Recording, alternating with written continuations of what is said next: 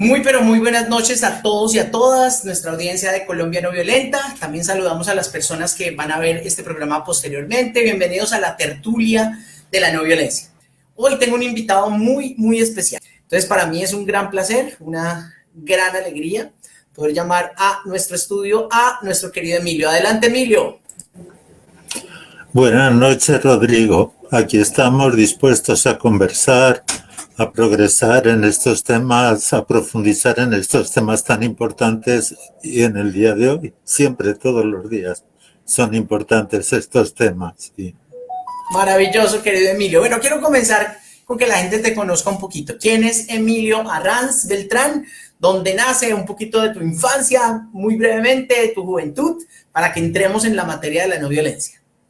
Nací hace mucho tiempo en la ciudad de Madrid, en España, aunque en realidad pues mi familia vivía en un pueblecito pequeño en la provincia de Burgos, una provincia muy tradicional, muy conservadora, muy lejos de las ciudades.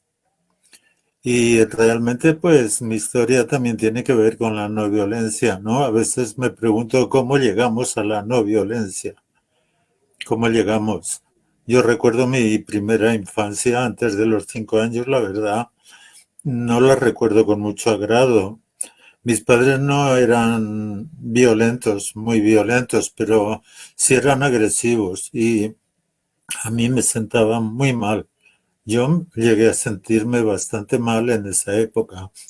Luego, por diferentes circunstancias, la infancia de primaria, pues estuve tranquilo, a gusto y bien, y en la adolescencia, pues igualmente la educación que tuve era muy restringida y me afectó muy negativamente. Por eso, pues he sentido de alguna manera, eso lo he sentido como agresividad. Y no sé, hay personas que ante la agresividad reaccionan con más agresividad. Bien, yo personalmente ante la agresividad pues siempre he procurado reaccionar con menos agresividad e incluso pues irme al otro lado, ¿no? A ser más pacífico. Eh, También pues recuerdo cuando era pequeñito que unas imágenes de la guerra me impactaron mucho. Me dolió mucho ver unos niños que estaban sufriendo las consecuencias de la guerra. En mi pueblo, en el pueblo de mis padres, un señor mató a su esposa.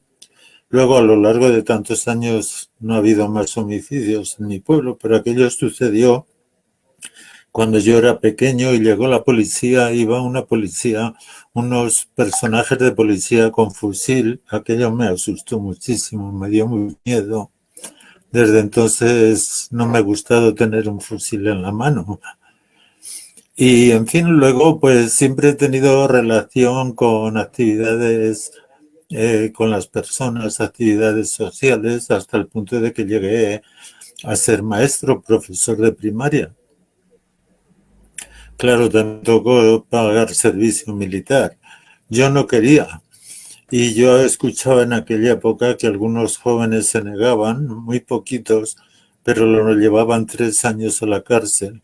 Y cuando salían de la cárcel todavía estaban en época militar, así que les volvían a condenar otra vez 3 años más. Yo no tenía esa fuerza, no estaba arropado por mis amistades, entonces pagué servicio militar. Pero, Emilio, ¿no? todo, Después hubo otras historias en mi país, en España, que me fueron impulsando hacia estos caminos. exacto, está la pregunta. Es decir, tuviste una niñez, me comentas que no fue, nos comentas a todos, porque esto es una tertulia de todos, que no fue tan fácil tu niñez, tu juventud también, con obviamente toda la parte de la guerra en España. Ahora cuéntanos un poquitico qué fue lo que definitivamente te impulsó a comenzar a adentrarte en estos temas de no violencia. ¿Cuál fue ese detonante? Pues yo creo que la no violencia es algo más que una filosofía, es algo que uno siente. Entonces se escapa un poco de las ideas, de los debates. es una vivencia, ¿no? Un sentimiento. Por estas razones que he contado anteriormente, pues a mí la vida me ha llevado a eso. Luego, después conocí personas, conocí de forma directa personas que se habían negado a prestar el servicio militar, que incluso habían estado en la cárcel. Los conocí, algunos todavía mantengo la amistad con ellos. Entonces todo ello me llevó a leer más sobre la no violencia. Hubo unas campañas muy importantes en España porque España estaba saliendo de una dictadura que fue muy dura y que producía agresividad. Y, y nos querían meter en un club internacional de países guerreros como la OTAN. Y hubo una campaña de 3 o 4 años, con lo cual no solo hubo movilizaciones populares, sino que había mucho debate cultural sobre el sentido de la violencia como instrumento de paz.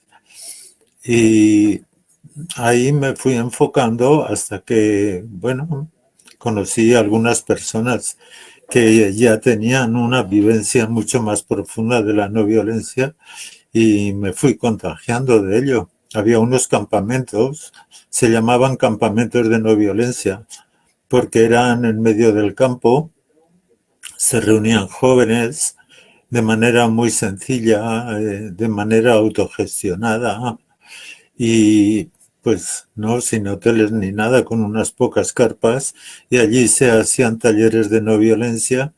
Y yo creo que el primer campamento al que fui ya me quedé y ya me convertí prácticamente a la no violencia. Sí.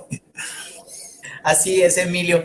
Tú obviamente has escrito sobre no violencia, has creado juegos de no violencia, juegos cooperativos para aprender no violencia.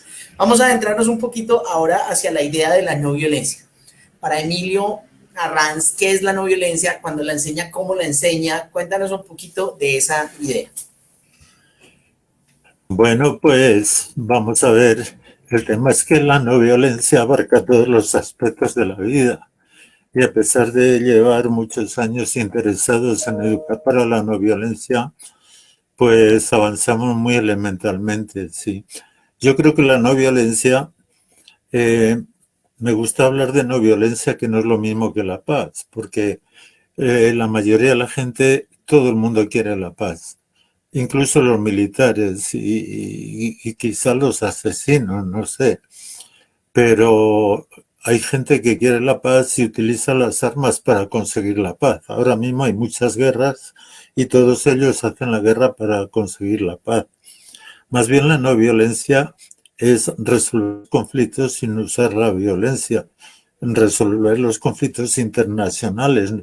En lugar de hacer la guerra, utilizar estrategias sin violencia para conseguir la paz, ¿no? ¿Qué es lo que pasa? Que aprender todo esto en este mundo tan rodeado de armas, de violencia, pues es que los gobiernos dedican tanto dinero al armamentismo, tanto dinero a enseñar a matar, a los soldados los enseñan a matar. Y hay muchísimos soldados. En Colombia hay como 300 personas armadas por el gobierno. 300.000, perdón. 300.000 personas. Entonces, trabajar por la no violencia es complicado, es lento, muy lento, muy lento. Y vamos por los elementos muy básicos, como tú hablas mucho de los juegos cooperativos, y es que es un elemento que a nosotros nos ha parecido muy importante. Eh, por un lado, la metodología del juego cooperativo es aprender jugando, y por otro lado, es cooperativo, es decir, jugamos de tal manera que todos... Eso es lo que tenía que pasar en las guerras. Los políticos no se dan cuenta de que lo importante no es ganar una guerra. Si en lugar de ganar una guerra unos frente a otros se pusieran unos al lado de los otros, posiblemente cooperando llegarían a conseguir resultados maravillosos, pero no entiendo por qué los políticos no tienen esa conciencia, no sé qué es lo que pasa. Quizá es por culpa de la historia que tenemos, ¿no? Tal vez no Pero da sí, tantos votos, ¿no? sí, dime, Tal dime. vez no da tantos votos, ni es tan popular. Claro, no, no es tan popular, ¿no? Porque hay mucha cultura de agresividad, de competitividad, de competencia. Por eso hemos dedicado tanta energía a los juegos cooperativos, que los niños jueguen no a ganar, sino a divertirse. Y bueno, afortunadamente tenemos la suerte de que cuando les proponemos juegos cooperativos, se lo pasan muy bien, se divierten mucho y son felices y no dejamos afuera. Claro, yo también recuerdo esto porque es que cuando yo tenía 11 años y jugaba al fútbol no me pasaban el balón y una vez que metí gol me lo anularon, entonces yo ya decidí no jugar al fútbol nunca más cuando es un deporte bueno. Pero lo que pasa es que ya hoy día hay maneras de jugar al deporte, de hacer deporte, de forma que todos puedan integrarse, que todos puedan participar, que lo importante del deporte no es ganar, lo importante del deporte es ejercitar el cuerpo y divertirse también y relacionarse eh, con los compañeros del equipo. Entonces, sí, pues realmente yo no soy inventor de los juegos cooperativos, lo que pasa es que me han gustado mucho y cuando yo los conocí ya había gente que había escrito libros de juegos cooperativos. Después he ido mirando por todos los lados y cada vez que veía un juego cooperativo lo anotaba y lo pasaba y lo escribía. Sí, haciendo ajustes. Incluso hay muchos juegos que son competitivos y con una ligera modificación se convierte en cooperativo. Y entonces, pues claro, ¿qué es lo que pasa? Que ya llevamos mucho tiempo trabajando, ya estamos avanzando, hacemos cooperativos, pero también hacemos dinámicas de grupo, hacemos escenificaciones. El teatro es muy importante porque el teatro consiste en ponerse en la piel de otra persona y eso es una habilidad impresionante para la vida social, ponerse en el lugar de otras personas. Así que lo utilizamos también, pero de manera sencillita, con escenificaciones de 3, 4 minutos, ¿sí? Emilio, hay un trabajo muy interesante que tú has hecho, tú eres un formador, eres un educador. ¿Tú trabajas juegos cooperativos y trabajas alguna otra como técnica dentro de tus talleres o te concentras en juegos cooperativos y teatro? ¿Qué es lo que más te ha dado resultado? Pues hacemos también otra cosa que son dinámicas de grupo. Eso ya es muy antiguo en la educación. Sí, las dinámicas de grupo son muy parecidas a los juegos. Simplemente que la dinámica de grupo es más amplia, más abierta, tiene unas reglas y normas mucho más flexibles, de tal manera que las personas participantes tienen una gran libertad para actuar y reaccionar. Y después eso lo analizamos.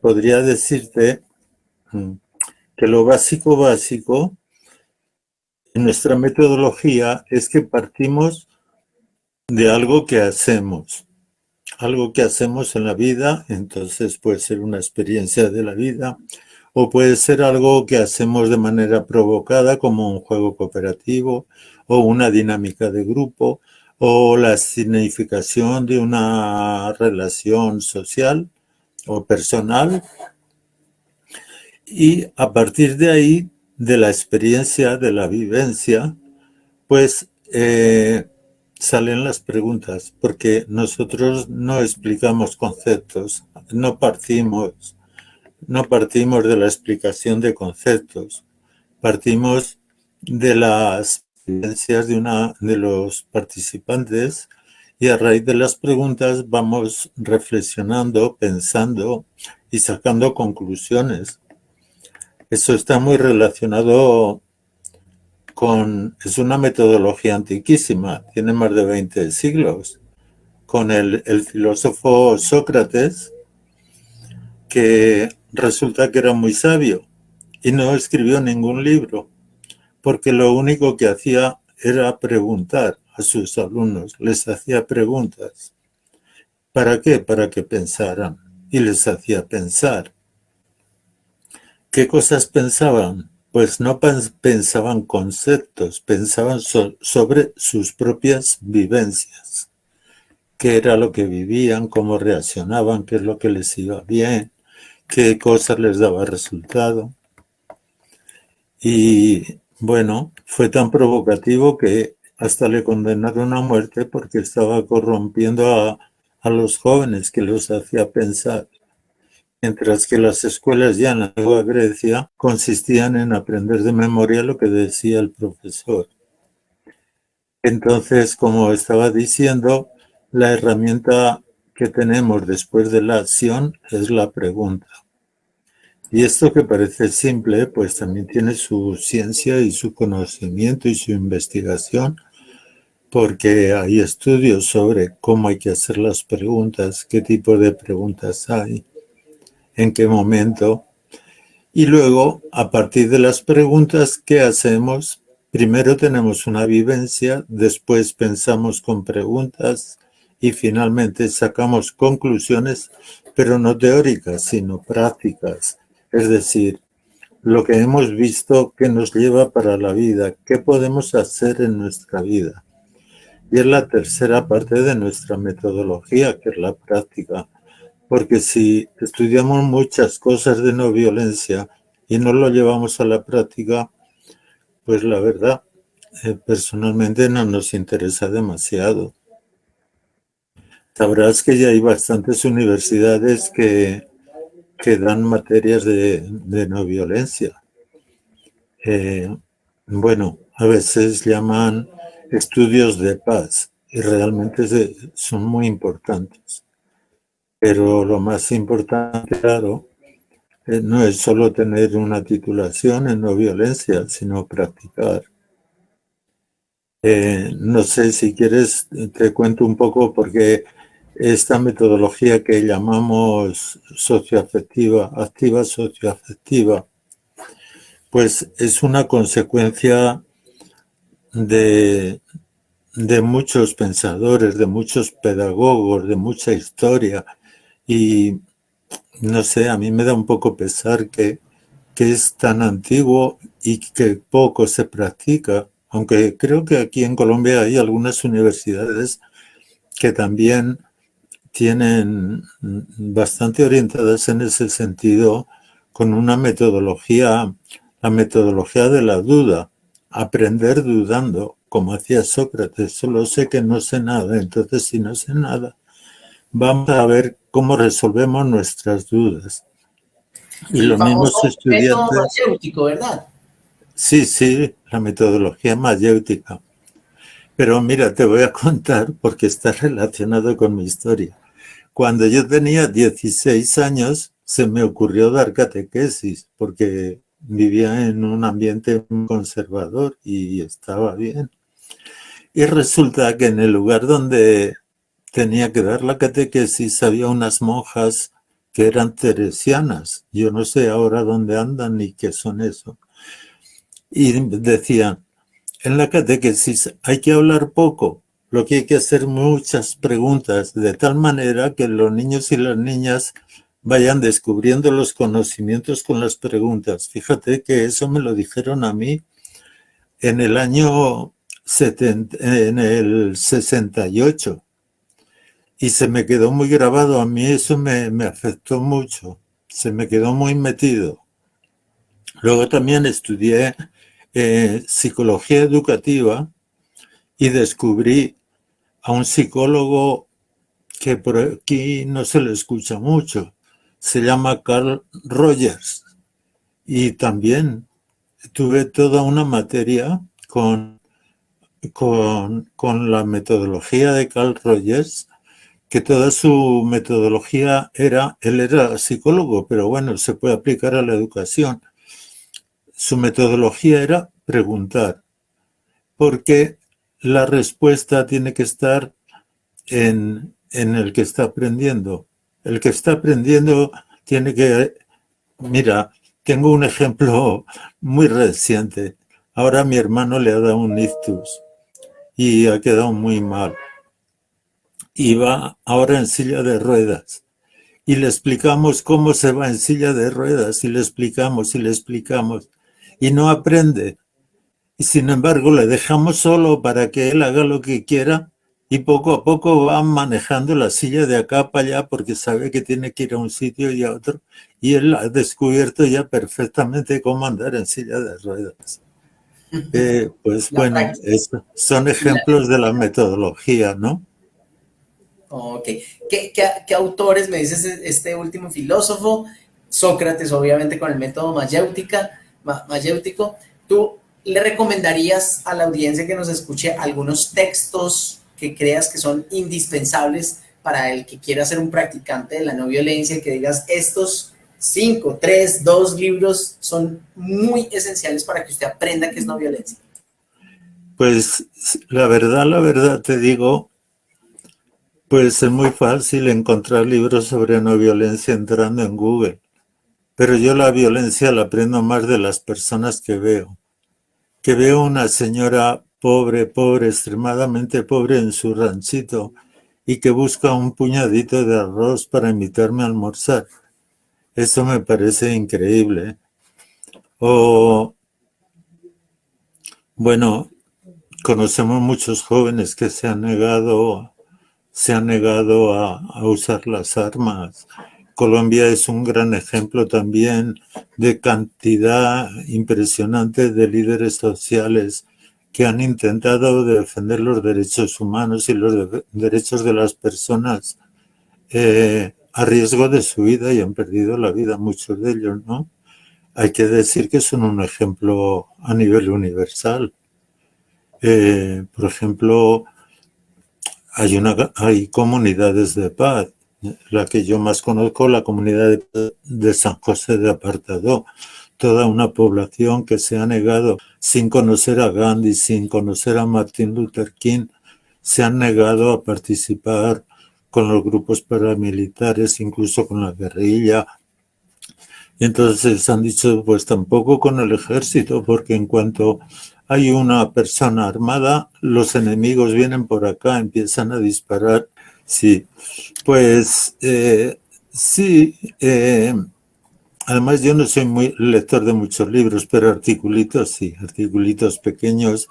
Yo creo que ahí, bueno, a mí me han afectado, claro, me han influido, me han animado, pero muchas veces son autores que no son tan conocidos. Hay un señor muy famoso a nivel de escrito, es el señor Gene Sharp. Es un historiador que se dedicó a estudiar en toda la historia de la humanidad qué acciones se han desarrollado sin violencia para conseguir algunas mejoras sociales. Y sí, hizo unos escritos muy importantes.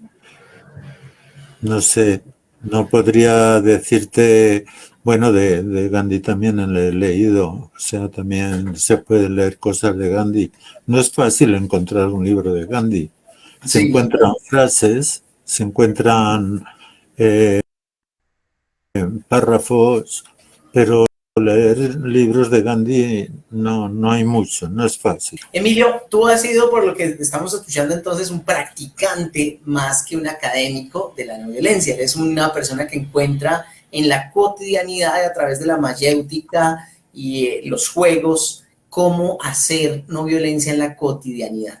De todos estos años de formación en no violencia a tantas personas, ¿qué es lo que más a ti te ha dado resultado como docente de la no violencia, como pedagogo? ¿Hacer qué cosa y a qué población? Bueno, lo que más resultado me da es lo que hemos comentado un poquito. Aprender no sobre las ideas, no con exposición de conocimientos, sino, por ejemplo, con el juego, con los juegos, incluso con personas adultas. hacemos juegos con personas adultas, hacemos dinámicas de grupo que son bastante lúdicas, sí, y da buen resultado, acaban contentos. Luego te contaré lo que estamos haciendo ahora, porque cada día recibimos informes de participantes, niños, niñas, personas adultas que están felices con lo que hacemos, ¿sí? Eso pues sí da resultado. Uno acaba una sesión diciendo que bien, cómo han respondido todos los participantes, parece que lo han entendido. Lo único que, claro, es que la no violencia abarca mucho, mucho, mucho, entonces no nos da tiempo, no tenemos oportunidad de abarcar todo, porque como en cualquier entrenamiento deportivo o teatral, hay que ir poco a poco. Desde, por ejemplo, jugar a cooperar, jugar juegos de estima, de conocerse, pero también tenemos que aprender a resolver conflictos, a expresar lo que pensamos, a expresar lo que sentimos, a empatizar, a ponernos en el lugar de la otra persona, a desarrollar la autoestima. Eso es importantísimo. Eso es importantísimo. Si no tenemos bien la autoestima, nos metemos en unos problemas impresionantes. Y junto con la autoestima va algo muy similar, que es la asertividad, pero que es muy difícil de desarrollar la asertividad. Y luego cuando tenemos pues complicaciones, porque la vida siempre es resolver problemas, pues tenemos que intentar pues tomar las decisiones por acuerdo mutuo, de manera que beneficie la decisión a las partes implicadas, ¿sí?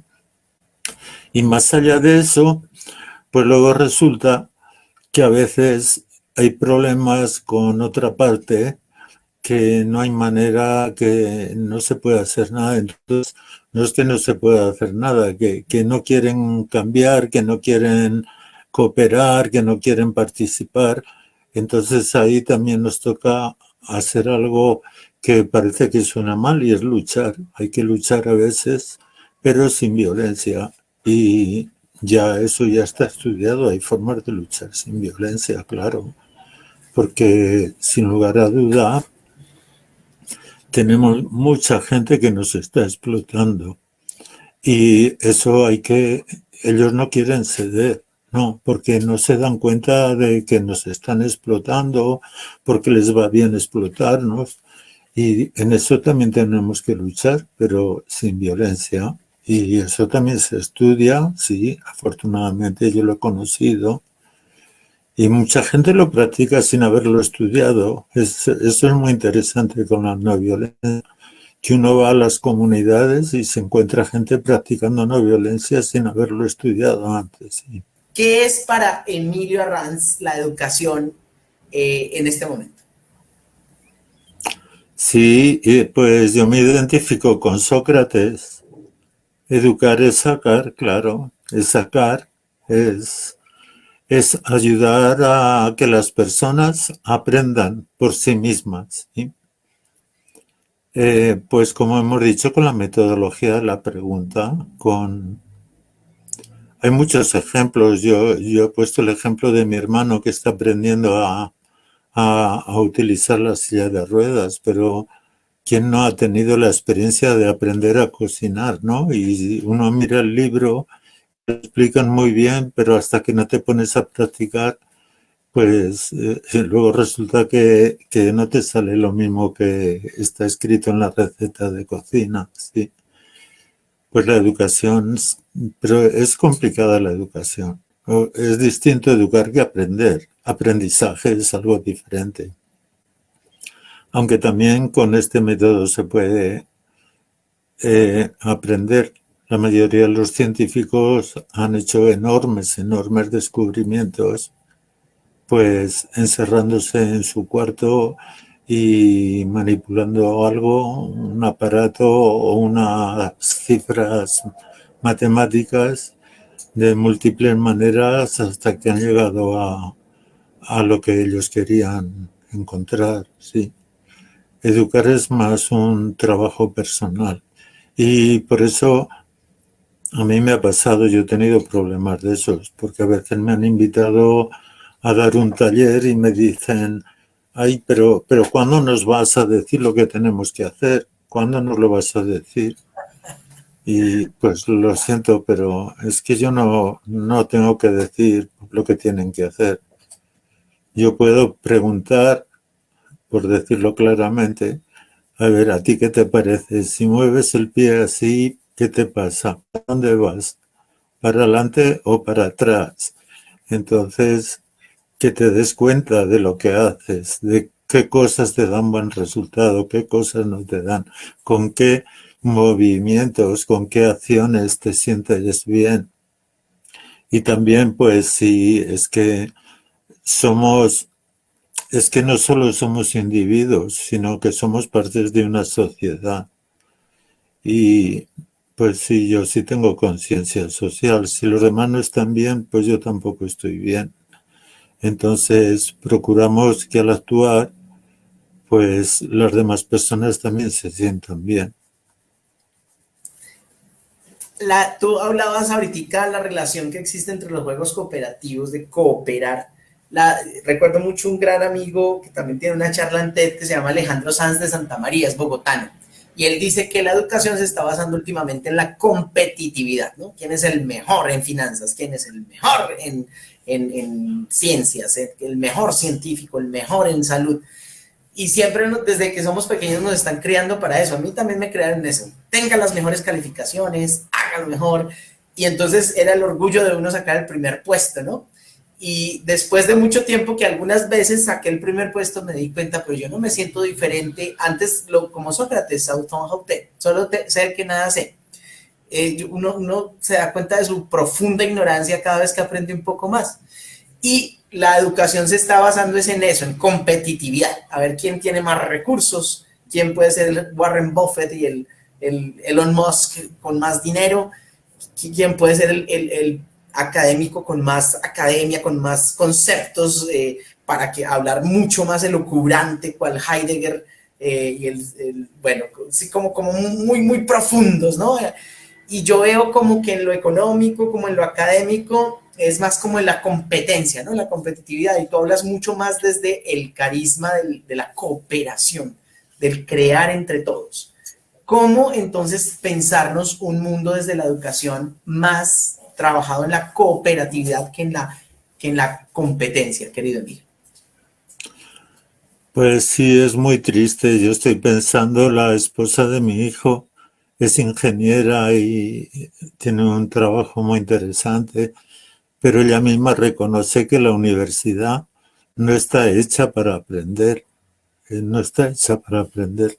Yo mismo realmente no aprendí nada en la universidad y lo que hago ahora pues tiene muy poco que ver con la universidad. Entonces los grandes poderes, los grandes políticos, pues de alguna manera nos engañan, porque si lo que quieren es que aprendamos, la metodología tendría que ser algo distinto. Lo único que quieren es que repitamos lo que nos dicen los profesores. Sí que hay algunos laboratorios, a veces en las universidades, pero los enfocan de esa manera que tú dices, que el mejor es el que hace las cosas como dice el profesor. Entonces, pues no hay esa libertad de investigar, de descubrir. Y luego el truco es que cuando cooperamos ganamos los dos y cuando competimos gana uno. Entonces, pues es un poco la conciencia social. Y realmente, bueno, eso es a nivel personal, pero a nivel internacional es terrible eso, porque Rusia contra Europa ahora, ¿quién es el mejor? ¿El que gana la guerra? ¿El que tiene más armas? ¿El que usa más armas? ¿El que las usa mejor? ¿El que tiene mejor táctica militar y estratégica? En lugar de debatir decir cómo podemos resolver este problema, qué problemas tenemos entre unos países y otros, cómo podemos colaborar, y no se dan cuenta que el colaborando, no se dan cuenta, no, es que no forma parte de la cultura ni de la educación, y pues es muy triste, a mí me parece triste. Es mucho mejor ganar todos que ganen unos pocos. Eso es lo que nos pasa en la sociedad actual. ¿Cuánta gente que pasa en Colombia? ¿Cuánta gente hay de la clase alta?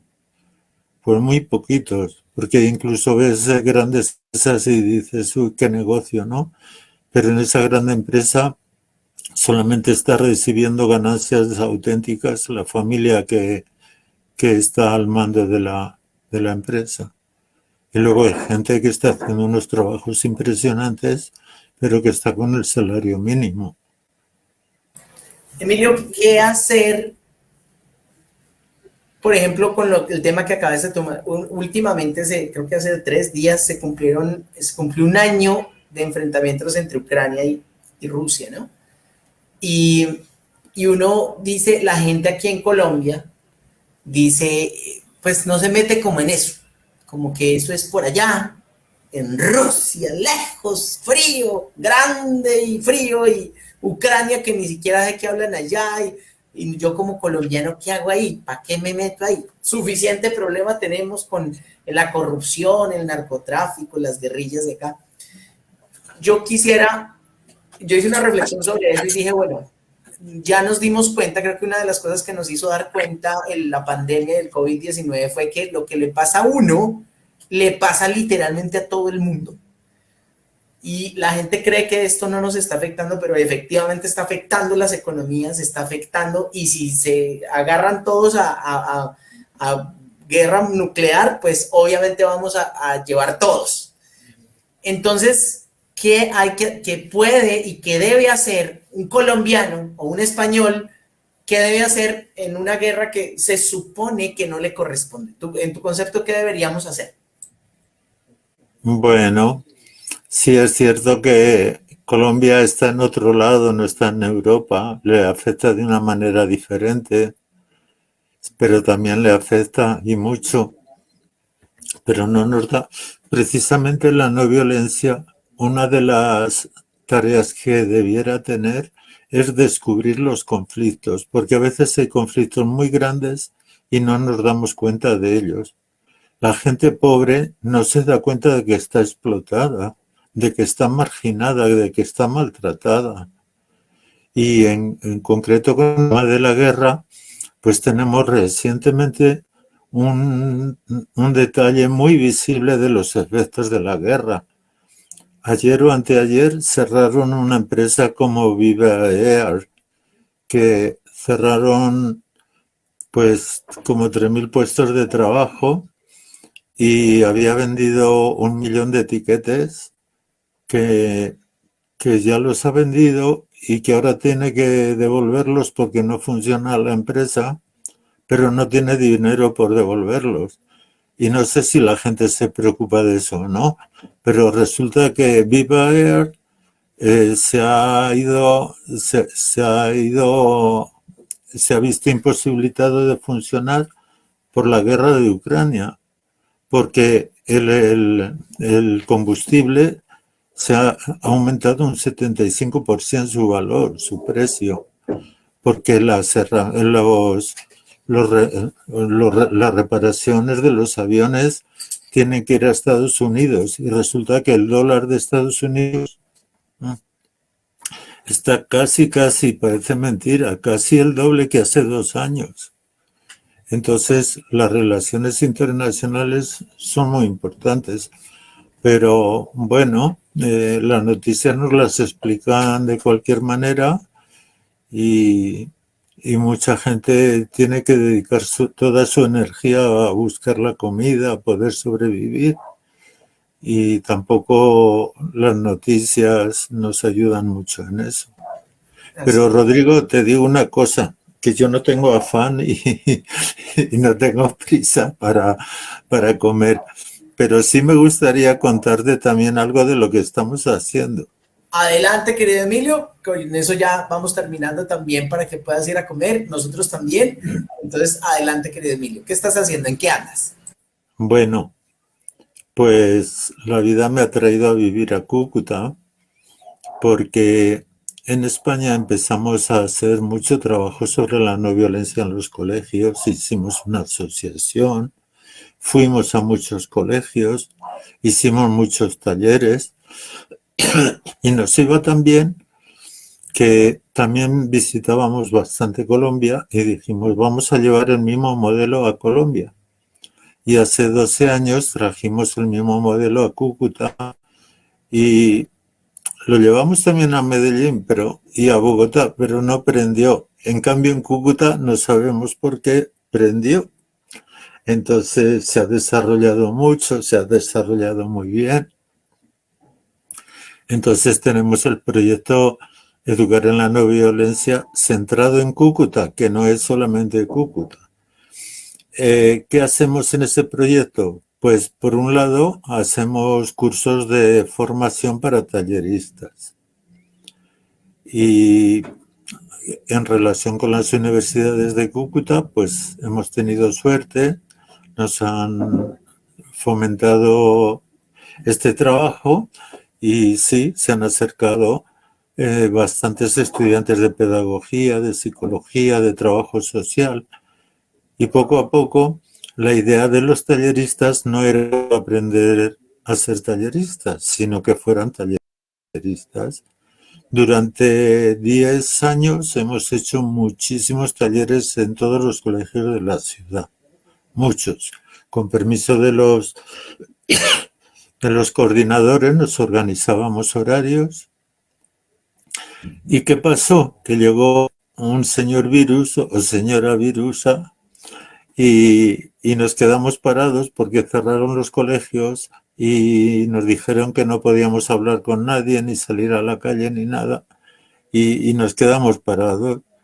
Pero aprovechamos para pensar un poco más y empezamos a hacer talleres virtuales y salieron muy bien. Pero ya con eso, que nos animaron bastante,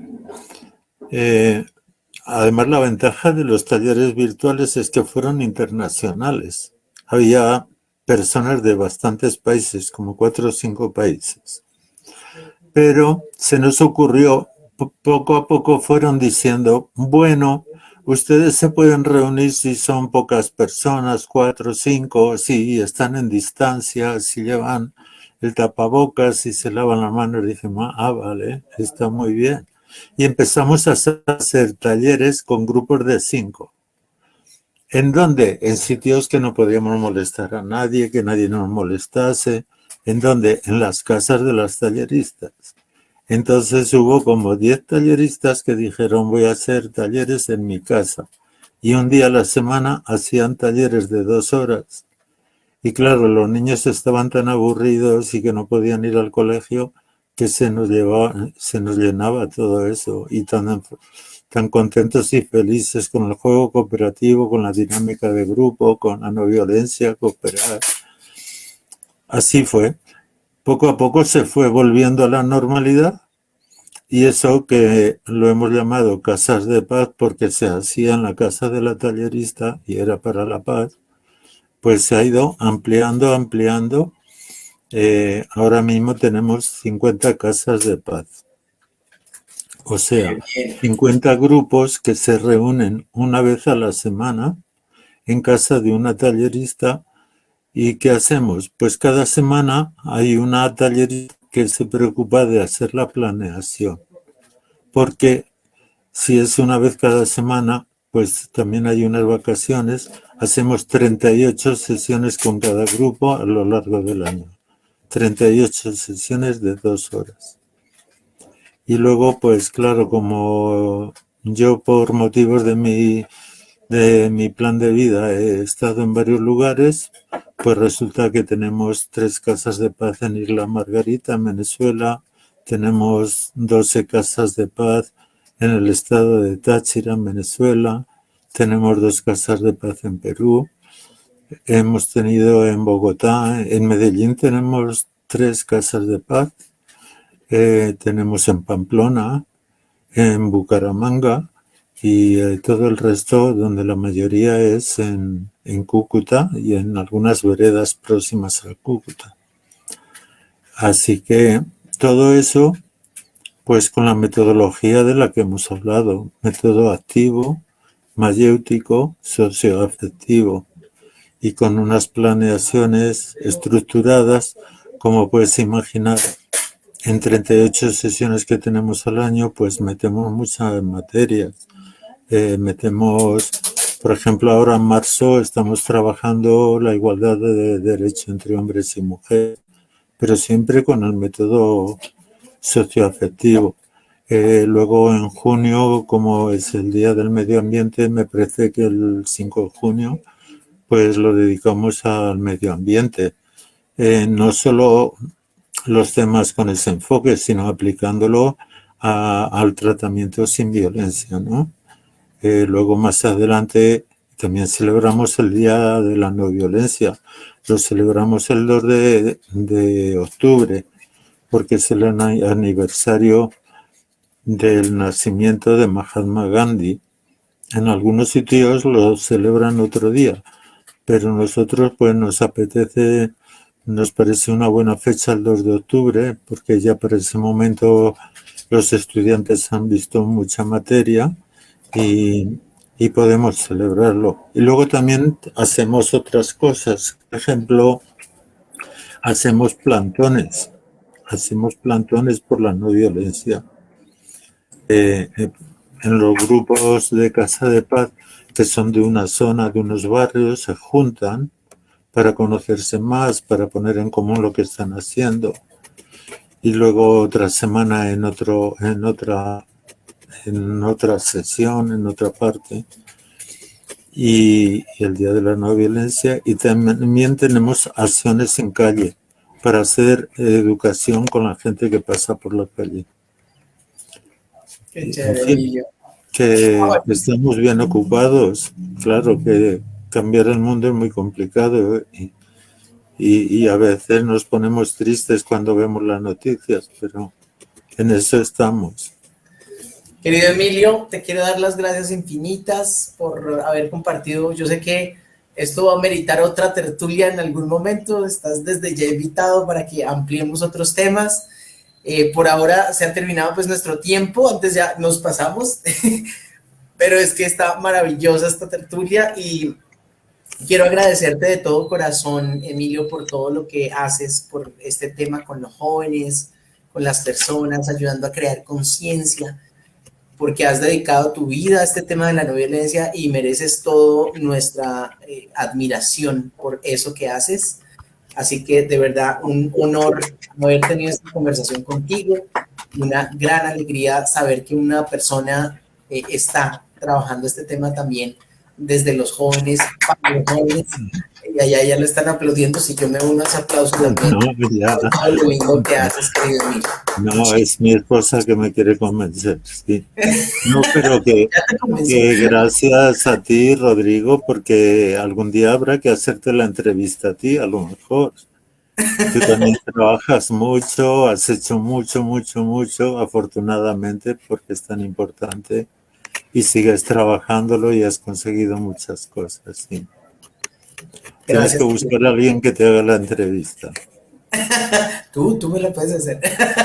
Emilio, un abrazo muy grande para ti desde Medellín, desde España, desde todas las latitudes donde estás trabajando este tema. Gracias por inspirar, gracias por trabajar por la no violencia. Nos vemos hasta una próxima oportunidad. Muchísimas gracias a todos. Recuerden que la no violencia es la fuerza más poderosa y comienza cuando amamos incluso a nuestros oponentes. Los miramos a los ojos y comenzamos a construir un mundo distinto de odios y comenzamos a dejar atrás tantas rencillas y a comenzar a hacer realmente el respeto por los demás. Un abrazo muy grande, Emilio, abrazos gigantes y hasta una próxima oportunidad. Un abrazo muy grande. Qué importante el último que has dicho, qué importantísimo. Ese es básico, fundamental. Y Gandhi hablaba mucho de eso. No hay que luchar contra las personas, hay que luchar contra los problemas, pero no contra las personas. Así es. Un abrazo muy grande, Un bendiciones, abrazo chao. grande. Chao, chao.